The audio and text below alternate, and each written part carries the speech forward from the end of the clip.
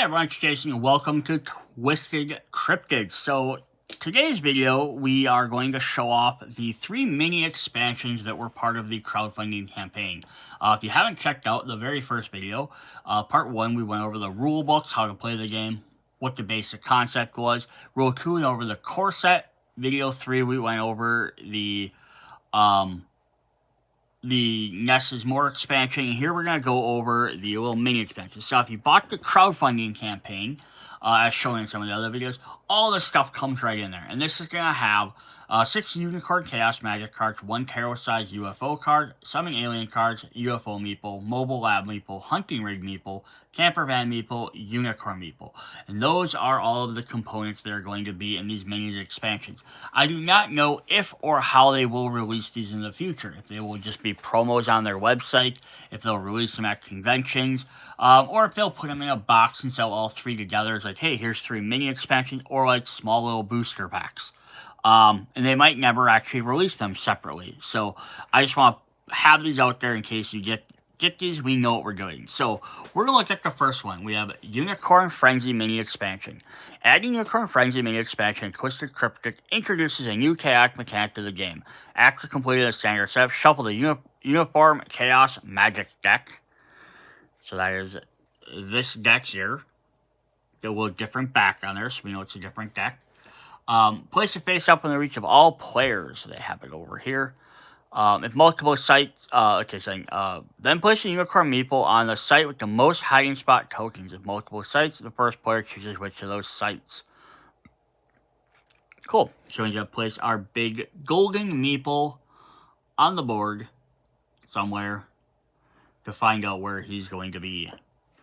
And just as a comparison, so like, here's the golden unicorn, and then here's the Yeti one. So like, they made them quite a bit different. But again, these other meeples are just to keep track of your myth points. They don't go on the board or anything. Each player should look something like this. Each round, the unicorn will move around the wilderness. If enough humans find the unicorn, you are at the mercy of the unicorn's whims. When playing this expansion, make the following modifications to the game. At dusk, after determining the site which the encounter occurs, if the unicorn site has at least 5 humans, the first player resolves the top card of the Unicorn Chaos Magic deck. During the night, before the first player is moved to place their hiding spot, do the following. Move the top card of the Unicorn's Chaos deck to the bottom, exposing the next card. Count the number of humans on the Unicorn's current site, then move the Unicorn that number of sites clockwise. If the Unicorn ends its movement on a site with no hiding spots, continue moving till it finds a spot with at least 1 hiding spot. Okay, so very simple. So like, this is the end of the turn, and there are number of humans. There's 2 humans. It would move 2 spaces clockwise, right? So 1, 2. They move up there. There's hiding spots, so that's where we start the next turn. Since the top card will always be revealed, you have an idea of what is coming up next. So that's kind of a fun little mechanic. So then you may or may not move humans to that encounter site just to try and activate that quicker. So the Unicorn Meeple denotes the Unicorn's current site around. You can try and move humans to or from the site depending on whether you want to help or prevent the Unicorn from unleashing its chaos. Chaos Magic cards tell you how the Unicorn will affect the game during the current round if enough humans are on there. Some Unicorn Chaos Magic cards will help you, some will set you back. Anonymous source have described this Unicorn as a little bit unstable. So obviously, if you're familiar, this is a good throwback or nod, I guess, rather, to the original game, Unstable Unicorns. They usually like to try and fit the unicorn theme into each one of their games somehow. And this is a fun way of doing it, as opposed to having a unicorn be a cryptid itself. It's not a cryptid, it's a fantasy magical creature, but it's kind of like a cryptid. It likes to hide, but yeah, it'll show itself. It doesn't care. So we have a couple of different things. So we have, I own 51% of this site. Move all hiding spots on the site of the unicorn to their corresponding stacks. Oh, cool. So that means they basically take stage, and then nobody during that encounter can activate because they don't have anything. Secrets are no fun. Secrets are no fun. Each player without a hiding spot on the site of the encounter gains 2 myth. That's kind of neat, so anyone that's not on there. Don't get it twisted. Each player with a hiding spot on the site of the encounter loses 3 myth. So just the opposite. Run, you fools. On the site of the encounter, extract all humans of the flavor that has the fewest, but at least one human on the site. Okay, cool. So that means if there's like 3 hunters, 2 researchers, and 2 hikers, or one hiker, you take 1 hiker. Cool. Kind of fun. Look at me, I'm gorgeous. Attract 1 human of each flavor to the site of the unicorn. And everyone loves me. Each player at the hiding spot on the site of the encounter gains 2 myth. So very cool. So these are fun because what it does is it adds that extra element of chaos to the game, which is the idea of it. But since you can see what's coming up next, and you can see where that unicorn currently is during your turn, you can decide if you want to try and pull focus towards it to activate this ability. Yeah, because that's to have at least 5 humans. So if there's not 5 humans, or you might be like, oh, dude, I don't want to lose the 2 cards, or I need this to activate, so I need him to go on there. Yes, different stuff. So that could be very interesting. And it's not like there's a ton of cards, not like there's a deck of 20 cards you have to try and remember. It's very simple. Again, little mini expansion. Alright. The next expansion is we're going to zoom back a little, the Field Trip Mini Expansion. Adding the Field Trip Mini Expansion to Twisted Cryptids, introducing a various way for humans to arrive at and move around the wilderness. Completing a standard set, place a Hunting Rig Meeple 1 on the Crystal River site, the Camper Van at the Pine Hill Park site, and the Mobile Lab Meeple on the Maple Lake site. Once you have completed a step, it should look something like this. So we're going to get 3 big giant meeples. There's an orange truck, a blue van, and a green camper. Again, they're about the size of the unicorn. They made them pretty big so you can grab them pretty quick. They kind of stand out. It says each vehicle corresponds to a specific flavor of human. Throughout the game, the vehicles will move around the wilderness carrying with them that specific flavor. When playing with this expansion, make the following modifications. Before dawn, move each vehicle 1 site clockwise. When you move a vehicle, also move 3 of the corresponding flavors from the same site one site clockwise. There are fewer than 3 humans. First attract humans of that flavor to the vehicle until there are 3, then move all 3. Ooh, cool. So it's going to bring more guys to the game constantly. If there's less. If there are fewer than 3 humans of that flavor to move and no humans of that flavor remain in the rest area to attract, move all humans of that flavor with the vehicle 1 side clockwise. Okay, so then you just do what you can do. No, the vehicles correspond to a specific flavor of human. They do not count as humans. So, when you're going through, you're not counting this as being one of each. It's kind of neat, though, it's because they start off with nobody of that type in their area. So that's kind of fun. But yeah, then they'll move around the board in that clockwise order, and just bringing people with them. Yeah, so moves hyper. It's as simple as that. It's nothing extra special. They're just gonna move them around the board. The only thing I guess I wish there was some way to, like, it'd be fun if there was an extra event card or an extra deck card or something that went with these that maybe occasionally did something like, oh, this guy now moves 2, or this guy, instead he will take up to 5 guys, or maybe this time he's like, oh, we're low, like, he doesn't move this turn. Just because otherwise right now they're always going to be moving in this pattern with all 3 of them right behind each other. No matter what. It'd be kind of fun if there's a way to, like, manipulate how they could move around the board.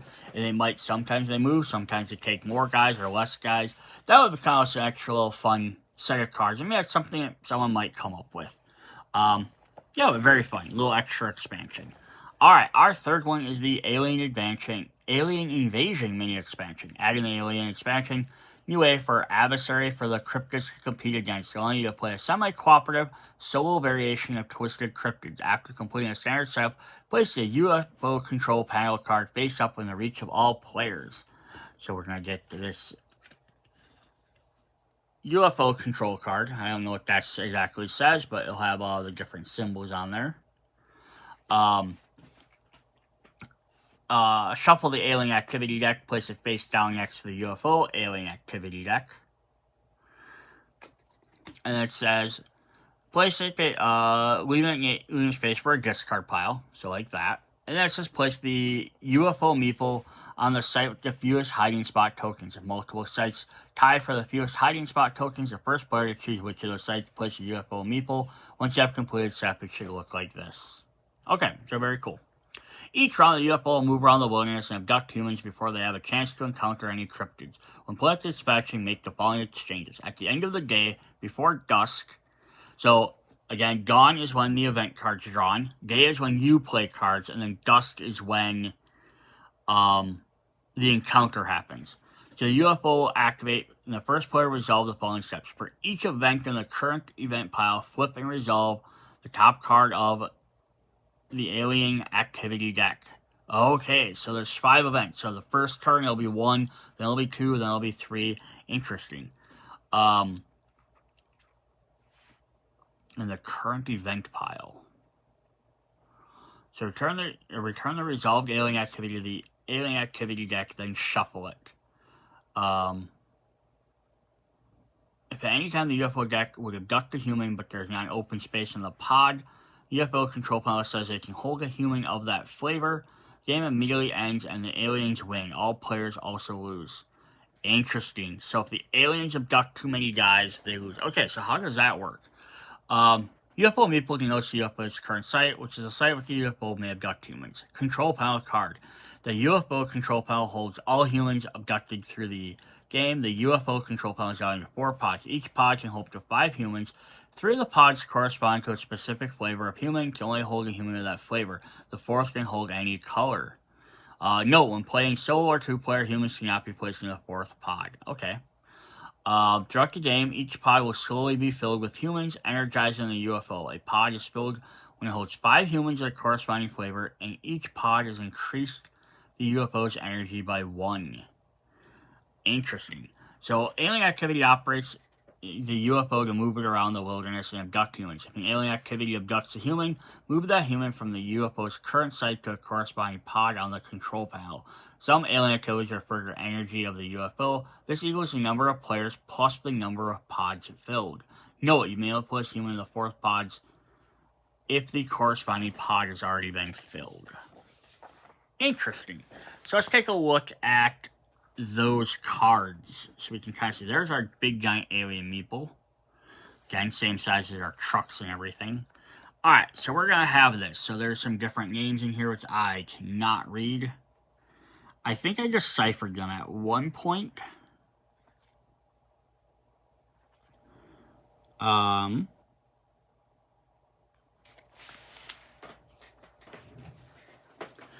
Yeah, I'm not sure what the official names are for them, so I kind of gave them my own names when I was doing my checklists. So this one I called Spotlight. It says one of each card. It says resolve this effect for the power. Resolve this effect power number of times. So for each player plus number of pods filled. So when you draw this, you're going to resolve it multiple times. So if you're playing a 4-player game, you do it 4 times plus for everyone. Abduct 1 human. If the site has no humans, move the UFO 1 site clockwise instead. Interesting. Alright, then we have abduction. Resolve the effects powered number of times. Abduct 1 human, then move the UFO 1 site clockwise. So, okay, if it has no humans, move it to 1 site clockwise instead. This one's going to move regardless. We have a scanning card. Abduct 1 human, move the UFO 1 site clockwise, then abduct that number of humans. Same flavors are first human abducted.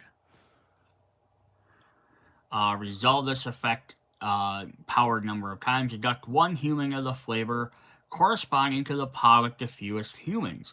If the site has no humans of that flavor, move the UFO 1 site clockwise instead. Abduct 1 human of the flavor corresponding to the pod with the fewest humans. Okay. We have cataloging. Why am I not getting that word out right?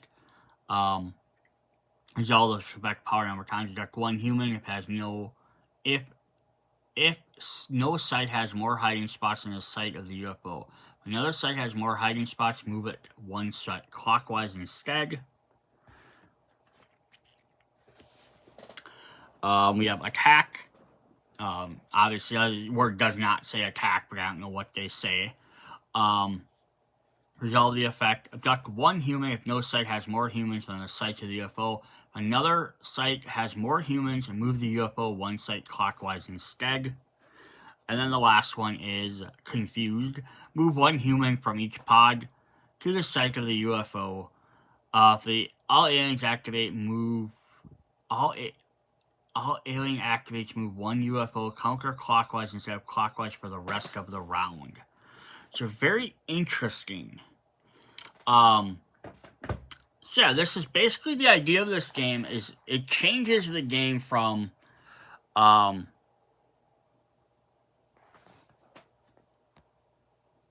yeah, and it changes the. I wish they had more of like a ruling for this, but they don't really have too much more than that.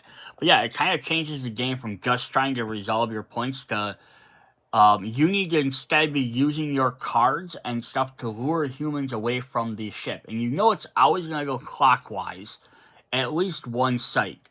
So if it's here, you're going to want to be trying to pull any humans from this spot and this spot down to here or over to here, pull them away from your other sites. So the idea changes from you just trying to get points and do stuff. And again, you can definitely be doing this.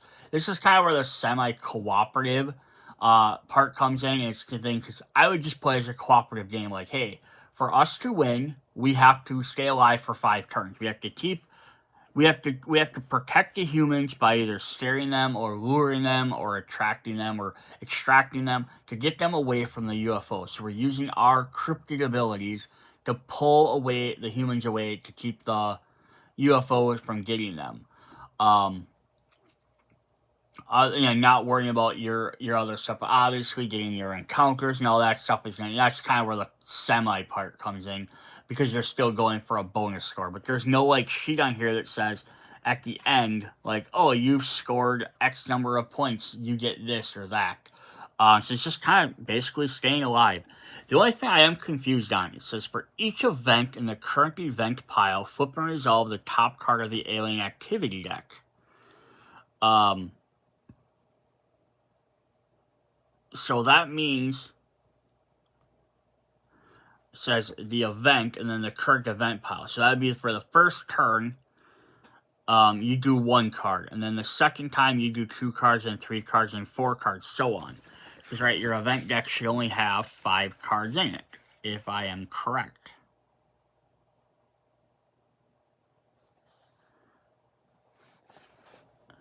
There are 18 event cards, but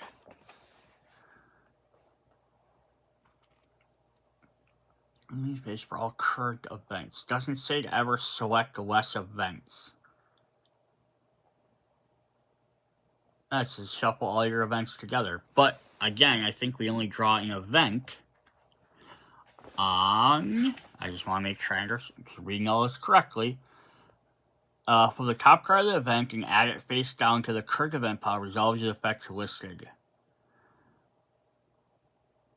Okay. So obviously that makes sense. And then page 13 had more about the events, just telling us what to do.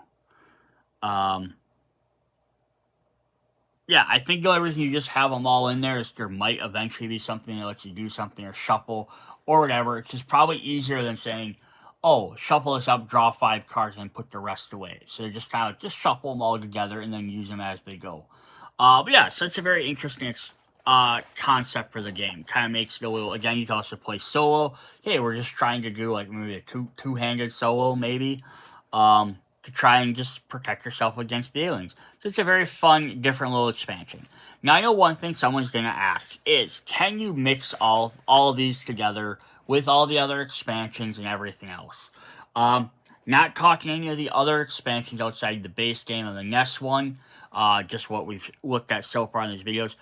I think combining the unicorn with the field trip one wouldn't be too big of a problem, because you're just moving humans around more and then moving the unicorn around more. Not too much to keep track of, just at the end of the thing. Wherever the unicorn is, if it's with a vehicle, it's probably going to trigger a lot of the times. I don't think that's a big deal. I think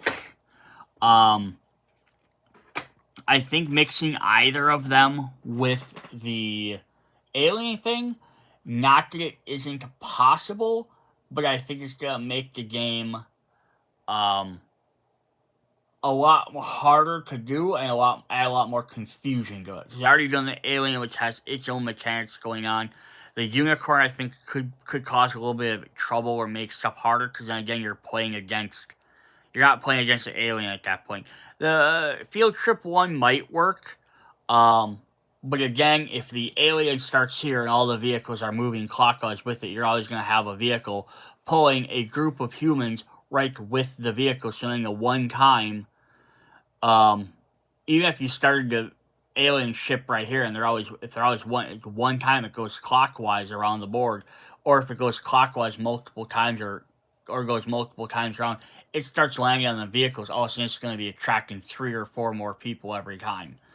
So that could be the only downside to it, is that basically either the ship is just going to be always behind it, they're going to be pulling groups of guys away from them, or it's going to hit on one of the vehicles, and all of a sudden you're basically going to lose the game. So it might not work. You'd have to try it. Alright, but that is what we have for this little mini video for the Twisted Cryptids. Last thing I want to show for this, just because it's an extra exclusive thing, is we did have a Nostalgic Wilderness board. So this is an extra order you could have gotten with the stretch goal stuff, which is just an alternate board to use, which has features areas from all the other games. So we can have Slayer's Cave, Noisy Neighborhood, Elemental Forest. On the other side, we have Unstable Skies, Happy Little Place, and Shadow Vortex. So each one of these represents one of the other 6 unstable games. We have Unstable Unicorns, the original one with the annoying flying unicorn. We have, why can't I remember the name of all their games? We have the neighbor game. Oh boy, now my brain forgot what all their games are called. One sec here.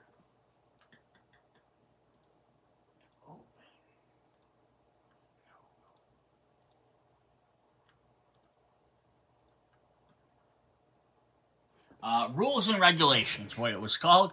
I don't know why my brain wasn't thinking of what that was. Of course, we have Happy Little Dinosaurs up here. Command of Nature, which is one of their newest games that was out. We have Here to Slay down here. And then we have Casting Shadows up here. So yeah, there's 6 other big games that they had out. With the exception of Unstable Unicorns also having like the Llamas expansion. Yeah, just a fun, different way to play the game. It's a different board. Otherwise, all the tiles stay the same. You put your starting things on each one of these spots. The vehicles would start there. Just gets you a little bit, again, nostalgic thing to play as. So very cool. Alright, that's what we have. See you guys later. Bye.